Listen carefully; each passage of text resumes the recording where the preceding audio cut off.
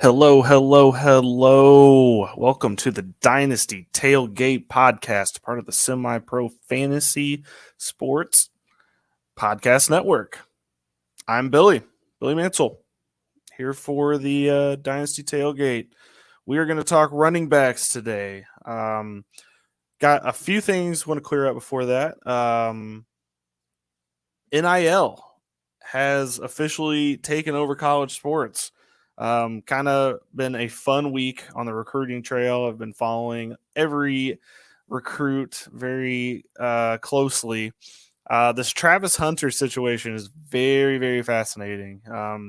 He ends up picking Jackson State over Florida State to play college football. He received quite a good deal from Deion Sanders and the Barstool Sports pool of cash that they're willing to give out. I think that just makes the sport more fun. I know a lot of people are like, well, this is going to hurt the sport. Oh, this is going to affect everything. Yeah. Is it? I mean, look at it this way. Jimmy Garoppolo, who's a starting NFL quarterback, played at I think it's East Illinois or something like that. Like one of those really weird, like Southern Illinois schools. Cooper Kupp, currently the number one fantasy option, played at Eastern Washington, I think. Like plenty of players come from FCS schools, so it's not really like that big of a deal, you know. The NFL is going to find you, and they're going to be able to evaluate your talent. Now, is it going to hurt you on the front end? Maybe your rookie contract isn't as much as it's been in the past, but with the rookie wage scale, you're kind of capped out anyway. So if you can make a lot of money at the beginning of your college career, that's the way to go, honestly. So I think the freak out's kind of a little bit more than it needs to be. I know that the people that are in power and the schools that are being affected negatively, I can understand how they're frustrated, and I probably would be too. I mean, honestly, I think we're headed towards a centralized kind of minor league program for the NFL as is. I mean, that's how it is as well. It's just a little less like figured out, but I think here in 10, 15 years, I think the SEC, whatever other conferences are around, they'll have a couple of programs, and those will be the big names. And then you've got smaller leagues after that. I think just the structure of college football as a whole is going to change over the next 5 to 10 years in ways that I don't think people are really prepared for. But it's going to make the product a lot more fun because you're going to be able to see players, NFL players, play other NFL players more frequently. It's not going to be as many of these random, Alabama playing whatever FCS school, and you're going to have more like Alabama, Oklahoma, Alabama, Texas. You're going to have, Alabama, Georgia. You're going to have all these type of fun games right off the bat of the season, and you're going to be able to see NFL talent play quickly. I think it's only going to grow the sport in the long run, although in the short term, it looks like you're hurting people, I think, or you're hurting teams. I think in the long run of things, it's only going to help. So I will hop off that one for a second, but NIL has been a lot of fun, and it's been a lot of fun to watch. Travis Hunter set the college football world on fire, which is pretty much what he did. Florida State fans, I feel for you. I really do, because that one hurts. That was going to be a big name in that class, and he's just not going to be available. So let's get on to why we are here today. So we're going to talk running backs for the 2022 draft class today. I'm going to go out right on the front end and say there are a ton of running backs in this class. So I will not be getting to all of them today. And I'm going to leave some names out today that you're going to be like, what? I'm reading this player could be a first round player. Okay, I get it. There's players that I'm not going to get to be based on this being 30 minutes, of course, as well, that I'm going to have to get to in a separate podcast. It's not that these are lesser running backs. It's not that I've forgotten anyone. I don't want anybody to think that I'm downgrading certain players. It's just like there's players that I believe in 100% now, and there's players that I'm going to need to watch more of to 100% agree that that person is ready to go into the NFL. Some of those names I'm not going to get to today that are important: Brian Robinson from Alabama, James Cook, Zamir White, CJ Verdell, Sincere McCormick from Meep, the San Antonio USTCA or whatever. I don't know. I can't think of it right now. Some of those players, I'll get to them at a later date. Promise. They're important too. And they will be important to go into the fantasy season because right now, a lot of teams in the NFL need running backs. You got like Atlanta, possibly Buffalo. Yeah, Seattle's probably going to have to move on from Chris Carson after the season. So there's just like a lot of NFL teams that need running backs going into next season. So, a lot of these guys I think could mean something going into next season. I mean, they're not all-star names. You don't like the thing is last year's class, there was a lot at the top. The year before that, there was a lot of people at the top. And then you kind of got to, there was kind of a fall off after the first like 3 or 4 names. This year, I think it's a lot of names that are kind of in the middle, but they're players that could mean something by the end of when it's all said and done. So without further ado, let's get into this first name on my list. And I think the top running back in the 2022 draft class is Breece Hall from Iowa State. So he's had back-to-back 1,400-yard seasons, 5.8 yards per rush, 20 rushing touchdowns this year. He also had 21 rushing touchdowns last year, 36 receptions, 300 receiving yards, and 3 receiving touchdowns. He's a bowling ball. He runs hard, runs fast. I have liked everything that the kid's done so far. I think that he is the one player in this class that if you got him on your team, he could be an every down back for you in the NFL. And I think when he ends up with a team such as Atlanta, any of the teams that need a running back right now, he is going to be immediately effective right away. And I think that's exactly what you're looking for when you're in the Dynasty class, headed into the season. Now, there were games this season that Breece Hall wasn't all that effective. He really, really turned it on towards the end of the year. But I've seen him play more than a couple of times, but I've seen a lot of his games. And the one thing is like he's always able to get open. He's a good pass blocker. He's always prepared and ready to make something happen out in the back, coming out of the backfield. So Breece Hall, I think it's a no-brainer. If you're in the first round of your, fantasy draft and you really desperately need a running back, I still think you should take a wide receiver in the first couple picks because I think these wide receivers are all-timers, a couple of them. But you could take him too. I would not. If you need a running back that bad, Breece Hall is the first guy on the list that I would be okay with taking. So let's move on. Isaiah Spiller, Texas A&M. I'm going to preface Isaiah Spiller with his stats do not jump off the page.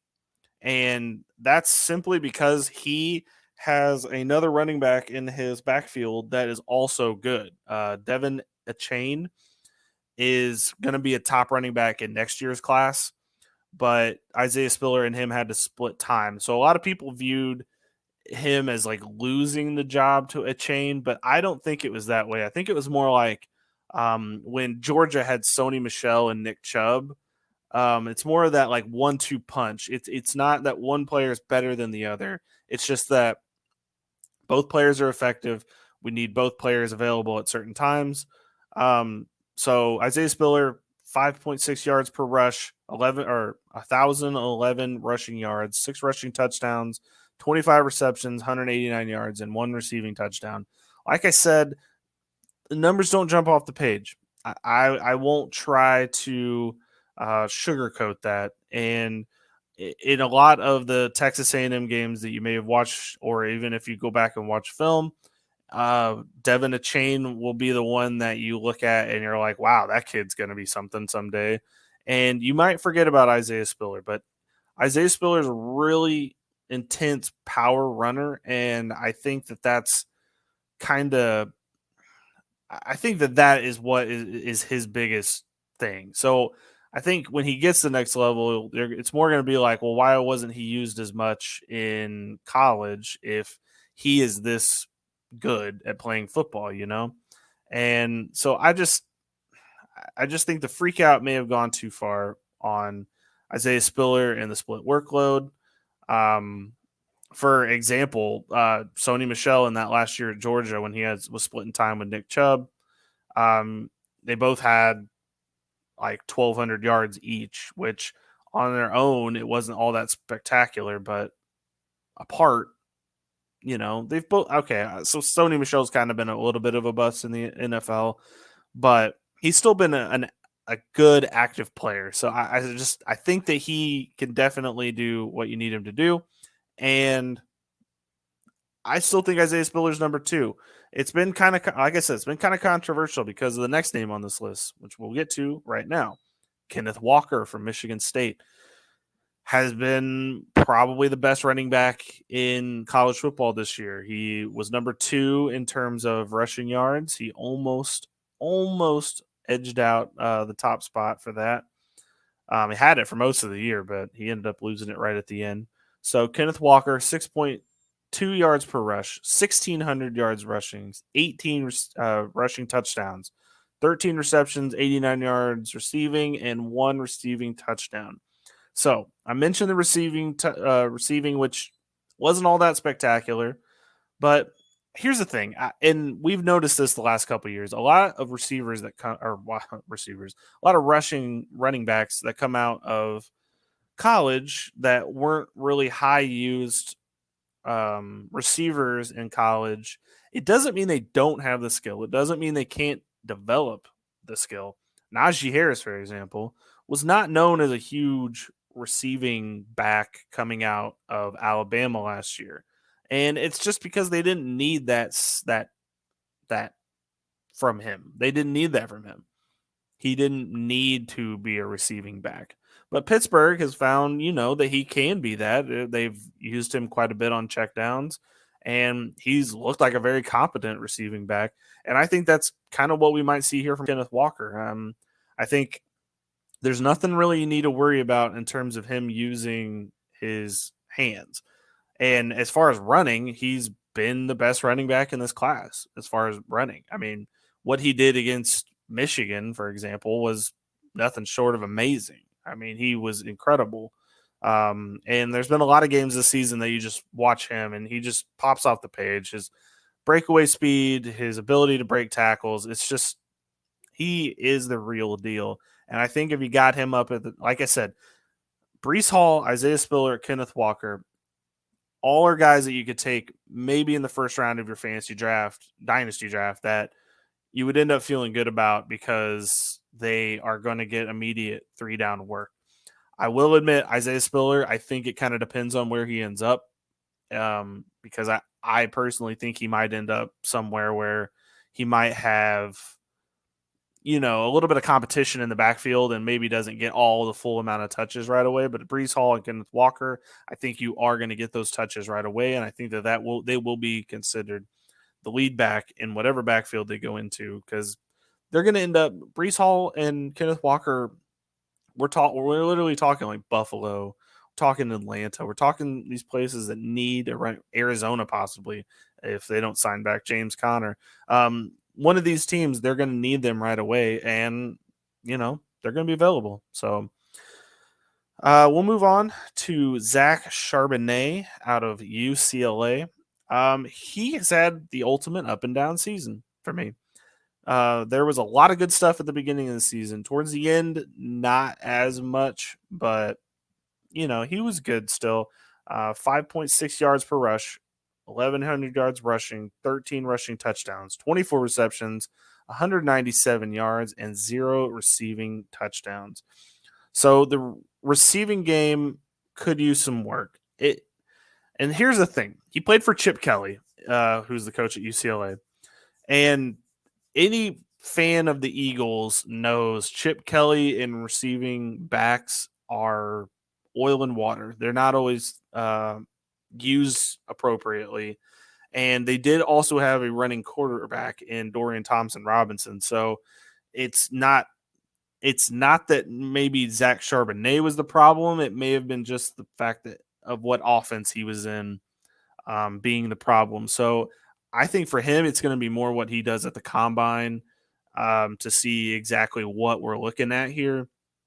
But the stats when he was there were not bad. He had plenty of good games. It was a lot of those like 13 rushes for 100 and blank yards for 2 touchdowns. It was a lot of that. He didn't get a lot of opportunities. Like that's the thing. And I think that, if you look at the yards per rush, that's kind of what you're looking at. That's what you want. 5.6. That's the same as Isaiah Spiller. It's a little bit off from Breece Hall. It's more than a couple of these names further down the list. And, you're simply looking for a consistent running back. And I think Zach Charbonnet could be that guy. Again, I think with Isaiah, like Isaiah Spiller, I think it's going to depend on where he ends up, where he gets drafted, really. Because that's a lot of these spots. That's what we're talking about here. We're talking about where do they end up? What are the opportunities? Like Trey Sermon ended up in San Francisco. Eli Mitchell last year ended up in San Francisco. Ends up being Elijah Mitchell that gets the job. Trey Sermon taken 2 rounds earlier. Doesn't get any work at all. Like you just never know. It's just it kind of depends on the landing spot. We all assumed Trey Sermon being taken by San Francisco meant that he was going to be featured in that role, because we all kind of knew that with injuries happening on that team that Sermon was going to be able to get an opportunity right away, and it just never materialized. And that's something Kyle Shanahan must have seen. I don't really know what Kyle Shanahan's doing when he drafts. He drafted a quarterback this year that's seen the field like maybe for 2 or 3 games, not many more than that. He drafted a running back in the 3rd round that they, for all intents and purposes, haven't even used. His best game he was having, he ended up getting a concussion, taken out of the game. So with all that being said, it's going to depend on where Zach Charbonnet ends up. If he ends up in a split workload, that is going to be quite frustrating. But, it doesn't necessarily mean it's not really necessarily a death wish. It's more just where's he going to go? So solid player. I think he could end up being something at the next level. All right, we're going to move on. That's kind of the end of tier 1, in my opinion. So anything after that, in my opinion, it's a little bit more loosey-goosey. I know that's a very technical term, loosey-goosey, but like a lot of people would put Brian Robinson up at like number 2, for example, maybe 3. I get it, the Alabama factory and all that, but Brian Robinson, I never saw him as that guy, so I will not say that I would put him in the for sure tier. He's kind of in this next tier, which I have 2 more running backs to get to that are in this tier, 2 that I'm really big fans of. So the first one is Kyren Williams from Notre Dame. 4.9 yards per rush, 995 yards rushing, 14 rushing touchdowns, 42 receptions, 359 yards, and 3 receiving touchdowns. So he is your back that can pass catch out of the backfield. He is the guy that's going to be able to split out, get your receiving yards. As far as like a power runner, I'm not going to say that he is. He's very fast. He's very quick, twitchy, got really good hands, can make things happen out of the backfield. But, and I hate making this comparison because I feel like it's going to, it's going to draw like a negative connotation, which I don't mean for it to. But I see a lot of Clyde Edwards-Helaire in him where if you need him just on receiving downs and you need him to do some work between the 20s, you're going to be fine. But once you get to the goal line, I don't really think Kyren Williams is going to be that guy. Kind of like an Austin Eckler, for example. He's kind of seeing the same thing happen to him. But I think that without bulking up and getting bigger for Kyren Williams, I think that there's going to be a chance where he just works between the 20s. I mean, he's going to be a good PPR back. He's going to be a guy that gets a lot of catches down the field, and that is an important skill. But I think that you're going to have to go into it knowing that he's not a power back. He's not going to be able to get those goal line touches. He's gotten some at Notre Dame, but I think, if you're a starting running back, of course you're going to get those calls. But when you move to the next level, there's going to be a little bit of a hurdle to get over. And I think Kyren Williams is one of the guys that's going to need to figure out where he fits into an offense. And I think any team that drafts him is going to have to know that what kind of weapon he is when they get him. And I think they're going to know what they want to use him for when they get him there. So I'm not down on Kyren Williams. I'm not saying he shouldn't be drafted, but I think he's not going to go late second round of dynasty drafts, maybe third round. And again, obviously this is depending on landing spot. If he ends up somewhere with a high volume rushing, or even a guy that needs a check down wide receiver or running back that doesn't have one, like say wherever Aaron Rodgers ends up, that you're going to end up getting a Kyren Williams there. And split backfields are not terrible. It just depends on what you do. Like Denver has a split backfield. Melvin Gordon and Javonte Williams are both very useful. So we'll be interested to see where he ends up. Something screams Jets to me with him, but we'll see. I don't know. I don't know yet. I don't know. So it's one of those inklings, And then the last running back I have today, which is one of the most excited I am for the Senior Bowl, and that's Hassan Haskins out of Michigan. 4.9 yards per rush, 1,200 yards rushing, 20 rushing touchdowns, 16 receptions, 116 receiving yards. Did not have a single receiving touchdown. He's a little bit of a wild card to me, and I like that. It's got that feel that he's going to fly under the radar for most of this offseason. I mean, hell, he could have a big game in the Senior Bowl, or not the Senior Bowl, the playoff game, and then he won't be a secret anymore. But he didn't get a lot of work last year and didn't get a lot of work his sophomore year. He didn't even play his freshman year. There's just something I like about him. He's a very powerful runner. And I think that is such a useful skill at the next level.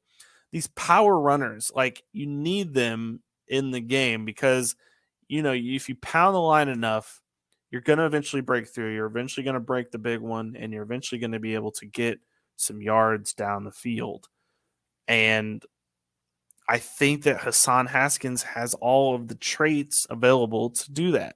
Michigan is a power run team that they are not wanting to do the big throw down the field plays. They are more wanting to throw or to run and run and run and run.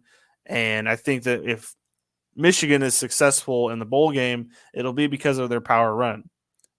And I cannot wait to see what he's able to do in that game.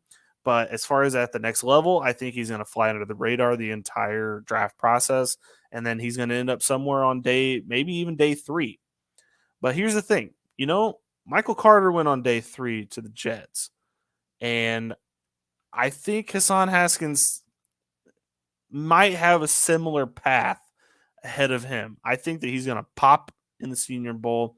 I think the Combine is going to be a big show for him to be able to show what he's able to do. But I don't know. There's just something about him, that I'm a fan of. And I think that he's going to be able to get onto a team that needs a running back, and he's going to be able to navigate the depth chart. And I think he's going to be one of those guys that you look back and you're going to be like, man, I wish I had seen that coming. And like I said, maybe in the bowl game, he ends up showing something that I didn't think that he's shown this season. I mean, if you saw him against Ohio State, that's all you really needed to see. Just if you ever need some like reassurance of how that pick's going to pan out, just go watch him play Ohio State. Just watch the highlights because they're all going to be of him and him just running and destroying the defensive line of Ohio State. I mean, he was just cutting it up. So that's all I got for running backs today.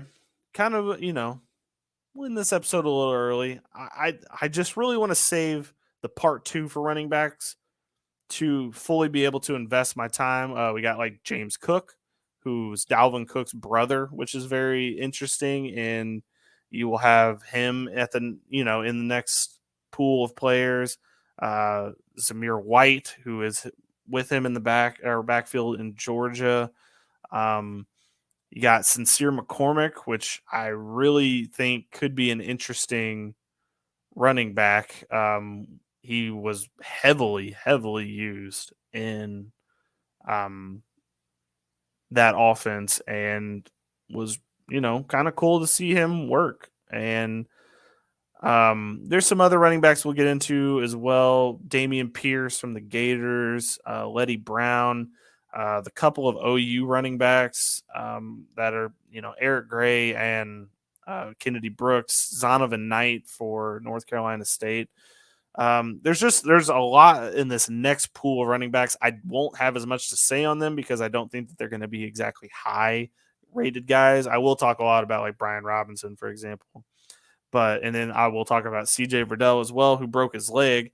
And had he not broken his leg, I think I'd be talking about him in tier 1 because if you saw what he did against Ohio State, and if you need any reassurance of CJ Verdell in that offense, I mean, he was just cutting Ohio State up. He was just faster than everybody.